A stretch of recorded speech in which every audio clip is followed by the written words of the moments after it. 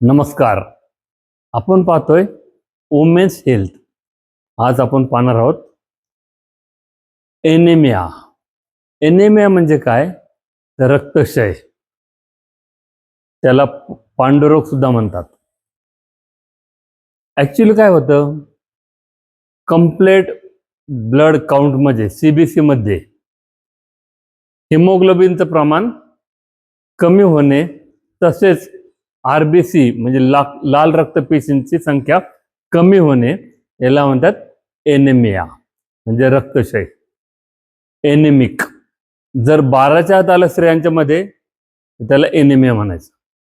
तो गर्भवती महिलांमध्ये 11च्या आत येणं, पुरुषांमध्ये 13च्या आत येणं, याला म्हणतात एनिमिक एनिमिया. आणि जास्त सिव्हिअर केसमध्ये जर पार 6 ते 7 पर्यंत आलं तर सिव्हिअर केस म्हणायचे, म्हणजे गंभीर स्वरूप. आणि आज जर आपण बघितलं जगामध्ये आणि भारतामध्ये दोघांची तुलना केली तर भारतामध्ये खूप सिव्हिअर प्रॉब्लेम आहेत. जगामध्ये 40% लहान मुलांमध्ये एनिमिया आहे, रक्तक्षय आहे. आणि ते जर आपण भारतात पाहिलं तर भारतातील 67% मुलांमध्ये रक्तक्षय आहे. 2 पैकी 1 मुलांमध्ये रक्तक्षय आहे. स्त्रियांमध्ये 57% स्त्रियांमध्ये भारतामध्ये रक्तक्षय आहे.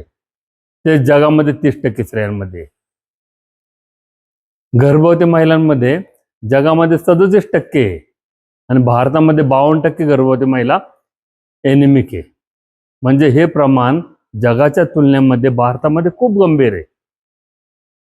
आणि त्यामुळं ह्यावर रक्तक्षयावर लक्ष देणं गरजेचं आहे. रक्त हे आपल्या बोन मॅरोमध्ये म्हणजे हड्डीमध्ये रक्त बनत असतं. रक्त बनण्यासाठी कशाची आवश्यकता असते? तर रक्ताचे पेशी कशाने बनतात? हिमोग्लोबिन. म्हणजे हिम म्हणजे आयर्न लोह, आणि ग्लोबिन म्हणजे प्रोटीन म्हणजे प्रथिने. म्हणजे रक्त बनण्यासाठी, हिमोग्लोबिन बनण्यासाठी हिम म्हणजे आयर्न आणि ग्लोबिन म्हणजे प्रोटीन, हे 2 घटक लागतात, बरोबर. त्याचबरोबर जे आरबीसी असते त्याच्या पेशी तयार करण्यासाठी B9 म्हणजे फोलेट, फॉलिक ऍसिड, त्याचप्रमाणे B12 हे 2 व्हिटॅमिनची खूप गरज पडते. आणि हे 2 व्हिटॅमिन त्याचबरोबर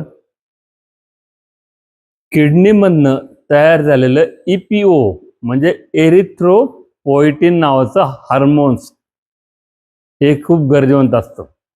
त्याच्याशिवाय रक्त बनत नाही.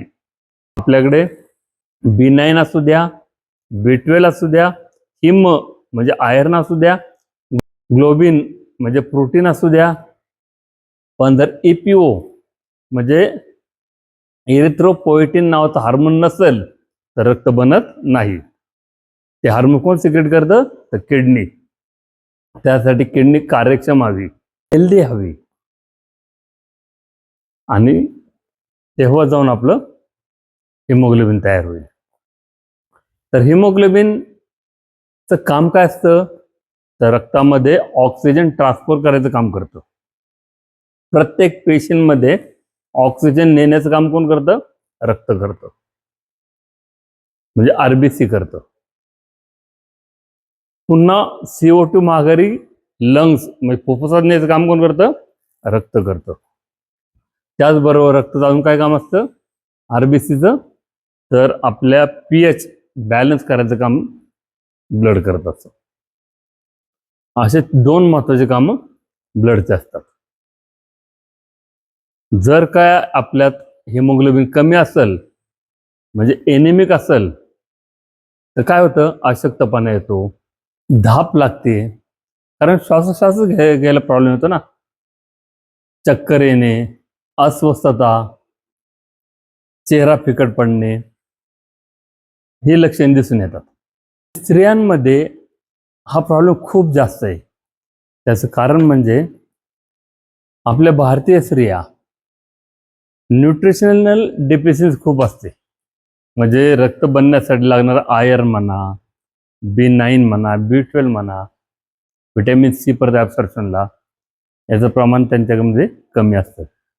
कारण भारतीय स्त्रिया पहिल्या प्रथम फॅमिलीलाच प्रायोरिटी देतात खाण्यासाठी, आणि उरलं सुरलं की मग स्वतः खात्यात. त्यामुळे डेफिशियन्सी होती. त्याचबरोबर स्त्रियांमध्ये मासिक पिरियडमध्ये ब्लड वाया गेलेलं असतं, जास्त जात असतं. त्यामुळं आयर्नची कमतरता बसते. आयर्नच लॉस होतं ना. 1 ml ब्लड म्हणजे 0.5 मिलीग्राम आयर्न, तेवढं शरीरातनं ब्लड वाया जात असतं.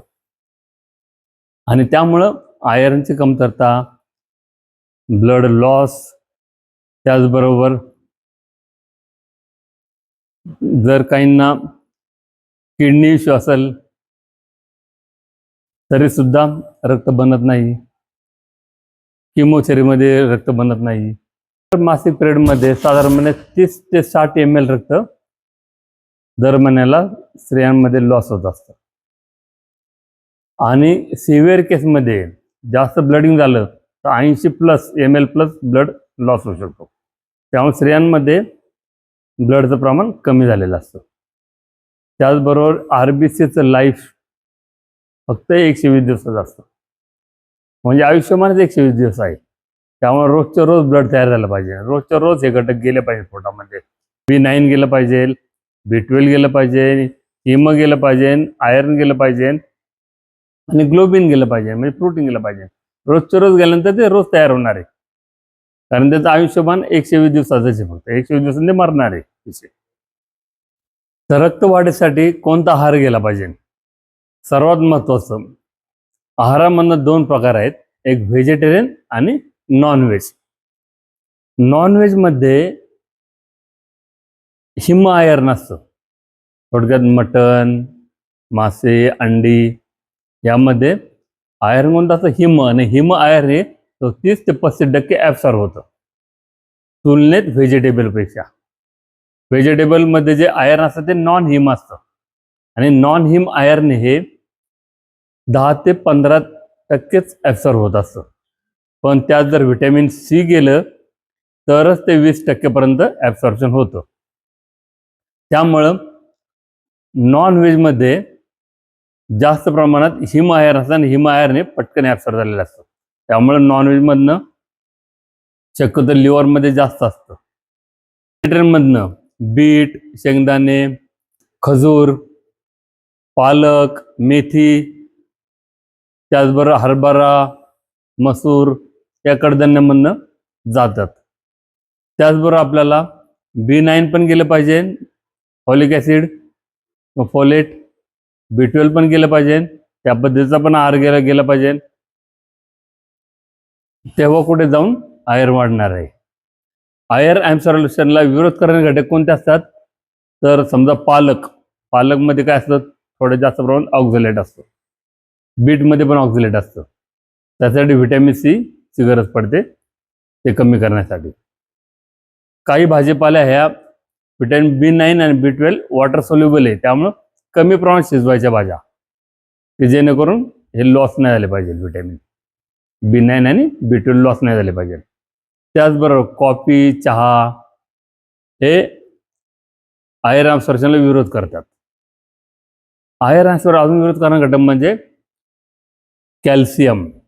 कॅल्शियम जास्त सोर्स असलेल्या घटकाबरोबर आयर्न ॲब्सॉर्ब होत नाही. ते दोन्ही एकमेकाला ॲब्सॉर्ब विरोध करतात. कॅल्शियम पण होणार नाही आणि आयर्न पण होणार नाही. त्यामुळं शक्यतो दूध, 1 ग्लास दूध, त्याच्यामध्ये जास्त कॅल्शियम असतं. त्यामुळं अर्धा 1 तास फरकाने तुम्ही घेतलं तरी चालू शकतं. परंतु दोन्ही एकत्र घ्यायचे नाही, ते एकमेकाला ॲब्सॉर्ब विरोध करतात. आयर्न आणि कॅल्शियम विरोध करतात.